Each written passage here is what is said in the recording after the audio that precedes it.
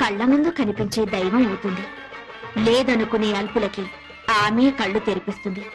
నైవేద్యాన్ని ఆ అమ్మనే పిలిచి తినిపించాడు ఓ చిన్న పూజారి. ఓం శ్రీ కనకదుర్గా దేవి దత్తాత్రేయ, నేను ట్రస్టీ గారితో మాట్లాడొస్తాను. త్వరగా నైవేద్యం పెట్టేసి మేయర్ గారింటికి ప్రసాదం పట్టుకెళ్ళాలి. నేను వేద పాఠశాలకు వెళ్ళాలి, తొందరగా రండి. అవన్నీ తర్వాత, అమ్మవారికి నైవేద్యం పెట్టాకే వెళ్ళు. నేను ట్రస్టీ గారితో ప్లేట్ల కలెక్షన్ గురించి మాట్లాడి వెంటనే వచ్చేస్తాను. ఎక్కువ మంత్రాలు చదవకుండా త్వరగా కానీ పులిహోర పైన జీడిపప్పు కదలకుండా నైవేద్యం పెట్టు.